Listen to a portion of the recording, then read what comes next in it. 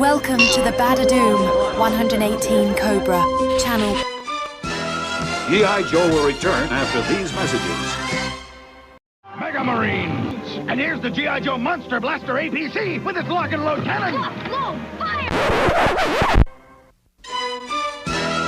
Now, back to G.I. Joe. Welcome to the review of the 2003 Valor vs. Venom A.P.C. Transport with 3 Cobra Bats figures. This is a re-release of the Monster Blaster. So you saw the commercial for that. The A.P.C. Armored Personnel Carrier Transport Vehicle is a repaint and a very similar one at that. Comes with these 3 Bats, and I have included them in this review. You can see that this would make a great Iron Grenadiers looking vehicle. Some people have done that, I understand. Here's a look at the blueprints. You can see that there's a lock and load missile cannon, whatever that means, auto lift, canopy system, so it's a built hybrid system.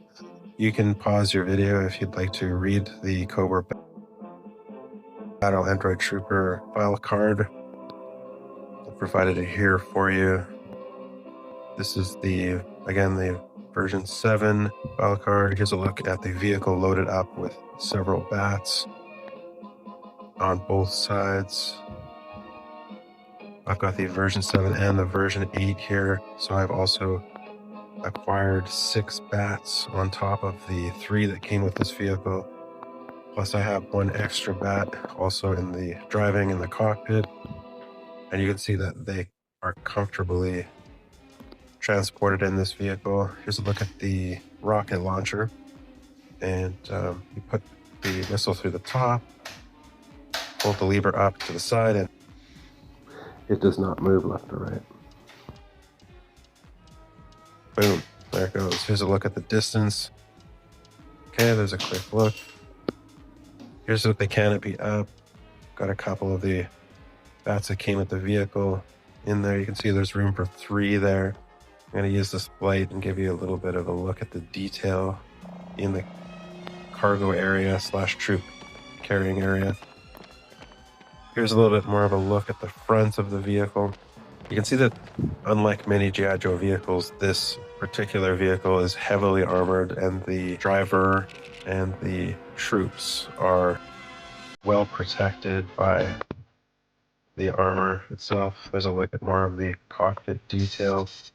See some dials, and there's a joystick there of sorts. Looks fairly sturdy. Like I could probably put the bat's hand on there if I had his sword on that side. Here's a look at the cannon adjacent to the cockpit. You can see that it also doubles as a armor protection type of cover, so the character or the bats or whoever is in that spot can either sit up and use the gun, or it can be placed over top of them. This particular gun does not swivel back and forth to the side, so that is a little bit of a flaw in the design. Here we go, Cobra Bat Transport. There's a code there. Battle Android Trooper Transport. That's a sticker on the hubcap, so it's got some nice wheels. There's another angle of some of the armor and some of the detail of the mold. Again, this would look like a great Iron Grenadiers vehicle if that were something someone wanted to do. It may be better than even a Cobra looking vehicle. So here's the rails on the side where the bats can ride on if they're not inside, or if you have several troops. Here's the cannon in the back. This is the only weapon that can shoot to the side. Everything else faces forward. Basically the only place where anyone's actually exposed on this vehicle, depending on how many troops you're hauling. So you can see with 4 pegs on the side. I say 2 or 3 at the most, though, despite having 4 pegs. There's a look at the top of the canopy and the cannon. There's 4 pegs on the back. So You can see that that holds between 16 and 20, depending on how much you jam them in there. There's three on each side underneath the canopy. There's 4 on either side with the pegs on the rails with the running boards there. So right away, that's 14, 15, 16, 17, 18, 19, 20. 20 B.A.T.s could, in theory, ride. But I'm thinking 16 without really jamming them in there. Mind you, they are B.A.T.s, so maybe you do 4 on each rail on the sides. You can see what it looks like with 2 there on the side. So I guess I could pivot them to the front more. So let's kind of a look at how the cockpit looks and some of the detail. And it is quite a nice, detailed looking A.P.C. I like it more than the Monster Blaster because it doesn't have the green on it. Here's a look at the version 8 B.A.T.s.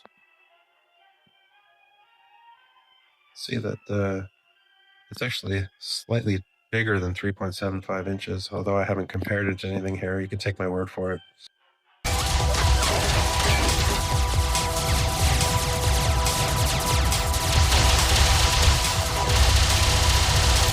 There's a clip from one of the movies. They have more armor there, and it's kind of Star Wars, isn't it? But, okay, well, let's look at the backpack first.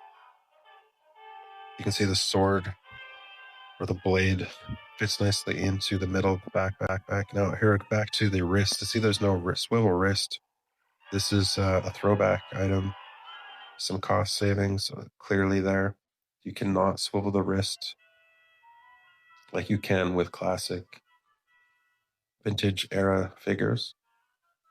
It is a B.A.T., so maybe that's okay. There's a ball joint there. You can see it's an O-ring figure. There's some minor waist swiveling, about 90 degrees, bends at the knee. There is no ankle articulation like with the 25th anniversary. It's got a large clip on that machine gun attached to his hand. There's another angle of the same character.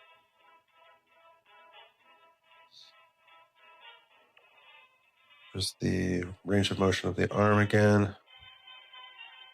But that is it. That is the total range of motion. So I'm just stressing that. I got these for $10 each, so I'm pretty happy with the purchase because the version 1 B.A.T.s, which I only own 1 of, I had one as a kid and I have one now. Those things go for $70, $80. So you can see that the shield plating, or whatever you want to call it, comes off, which is a nice feature, revealing some kind of core powering system. Just going to remove some of the weapons here and show you. Pretty standard with the B.A.T.s across the board. So they all come with the blade, the flamethrower, and the machine gun. And unlike some of the B.A.T.s, which maybe you have experience with, these fit on quite nicely. They don't fall off easily. So I was pleased to see that because the driver that I showed earlier in the video with the purple legs, his items, his accessories fall off his arm very easily and are quite easily lost. So there's the little hook on the backpack you can hook the weapons to. It's a nice little $10 figure. Well, I hope you enjoyed this review. Like, subscribe, share. I'm going to roll my movie clip for you just coming up here. There's also 3D printing, more reviews, lots of content coming up here in the future. Take care now. G.I. Joe will return after these messages. Our Red Shield banking contacts in the lending houses of Rotterdam and Zurich are most intrigued by this new resource, the so-called Fermentite X.